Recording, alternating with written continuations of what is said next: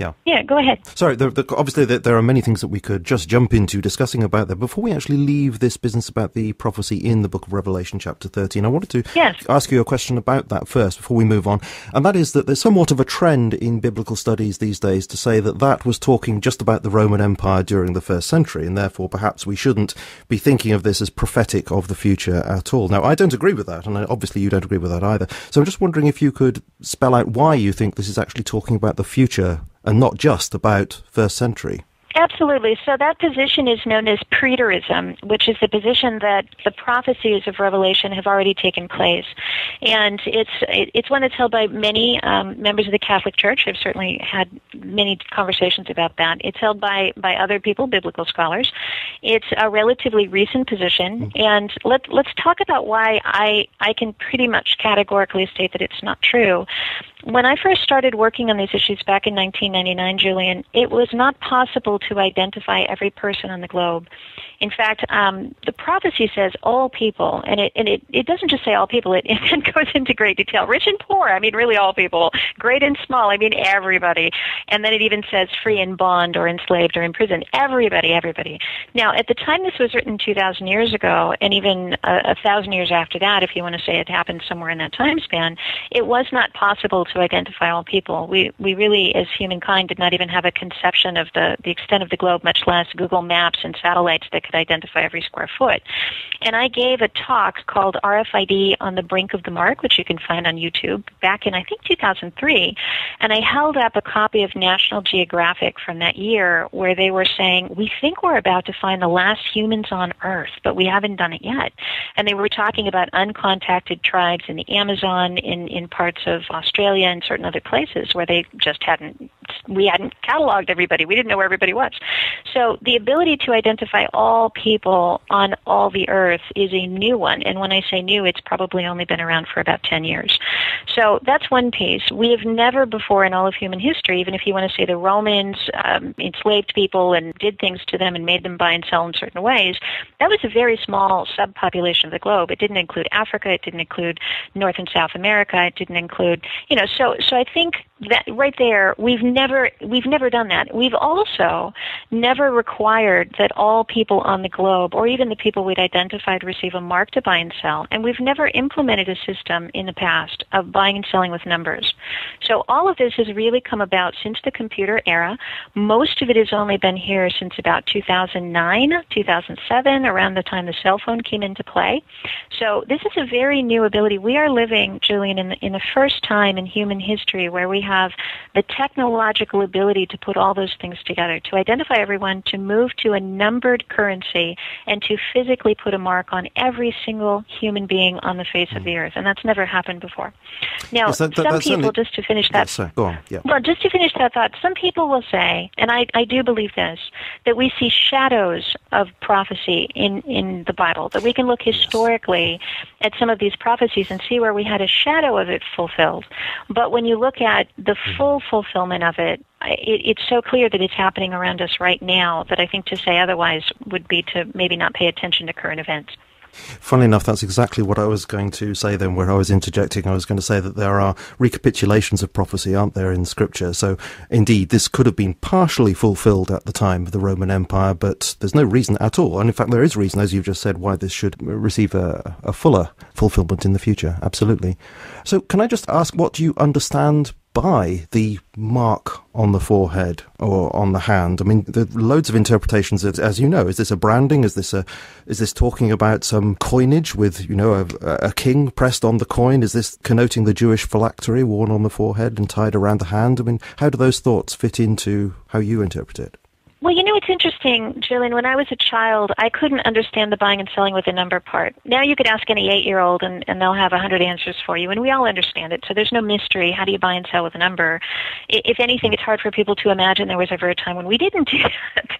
So my understanding of biblical prophecy is that there are pieces and components of this that will become extraordinarily obvious as they unfold. But as we try to predict them in advance, we simply can't understand them. So we don't know what the next technology breakthrough is. We couldn't have predicted the credit card even, and the buying and selling with numbers. I think probably even 100 years ago that would have been inconceivable, and yet now everyone knows what that is. So I believe, first of all, the hand or the forehead, I think it will be the right hand. I think the reason it says forehead is I grew up around a lot of disabled people, many of whom don't have hands. Thalidomide babies, for example, born without hands, accident victims. And there is one thing that we all have. We all have a head. There's a gentleman who does a comedy routine and inspirational things, and he is just a torso with a head. Quite an entertaining and very brilliant man, but he has no limbs. And even someone in that state has a head. You have to have a head to live. It's really the only part of your body you're required to have. So to put the mark on the forehead would make sense in the event of not having a hand. And I think it's simply the Bible's way of saying, no, really we mean everybody. And you're not going to be able to just chop off your hand and say that doesn't apply to me. It will be applied to all people. As far as what it will be, it's very clear that it is some kind of numbering system that goes into the hand or the forehead or onto the hand or the forehead. The word, as I pointed out, charagma, meaning sort of an engraving, implies a depth or a puncturing, but it doesn't have to. It could conceivably be a painting on, but when I've spoken to people who are fluent in Greek and have studied that, they say that they believe there's a puncturing element to it, or something pierces or goes into the flesh and leaves a permanent mark. It could be an implantable device of some type. It could be something as simple as a microchip with a number in it.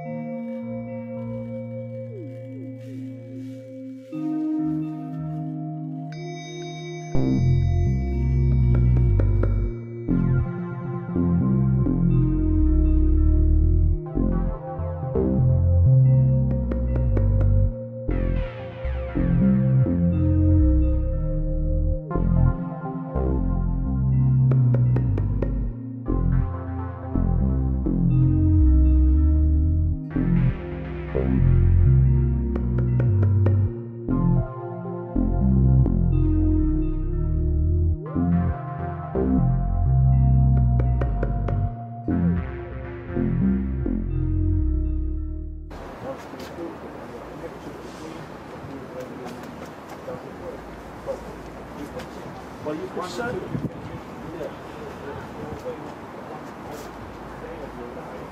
Just searching on Google, and it doesn't work. You don't receive any information that you want. So what you need is another resource.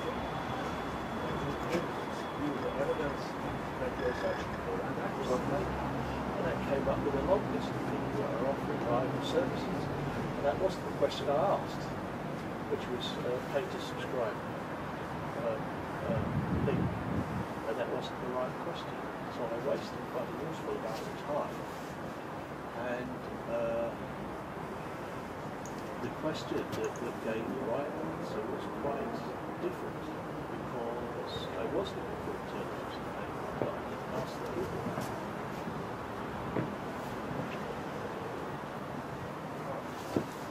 So as a passenger didn't pay his fare. But intelligence is more than knowledge.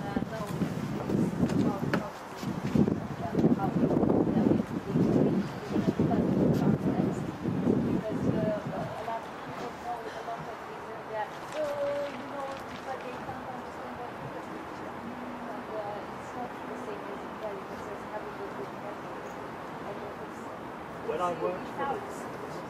worked for the civil service, I was told that there are actually rather few that have visual. Can you walk away from it? Yes, towards it? Yes, can you walk away from it? Towards it?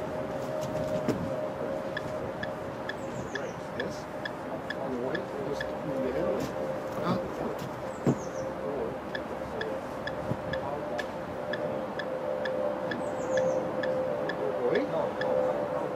What you said, towards them.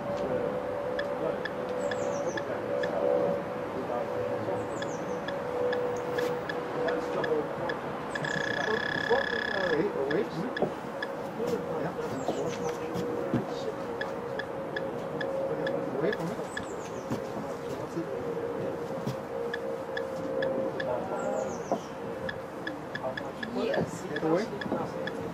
A little more curl.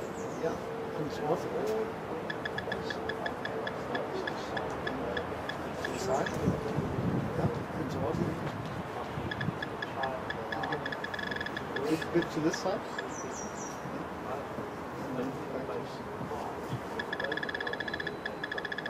Not exactly. I just have to.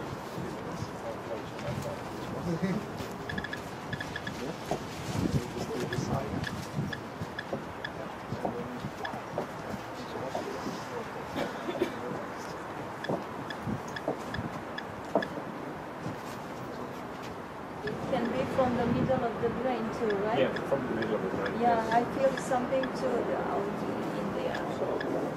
So reading on the ears. Those are very clear. What is not clear is where in the face it comes from. No, he has in his forehead. Background.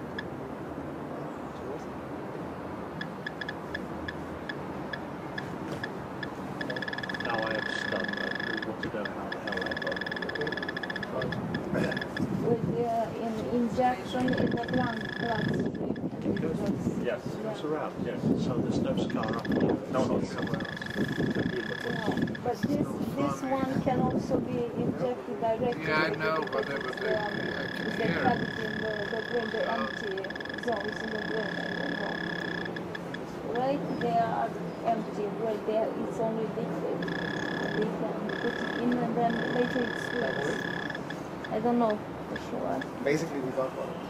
But I can't specify what. We've got it basically all over. Yeah. so it's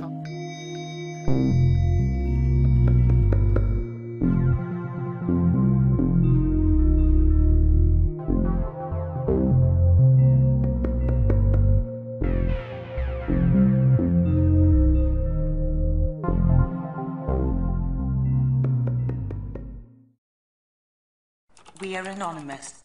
We are legion. We do not forgive. We do not forget. Expect us.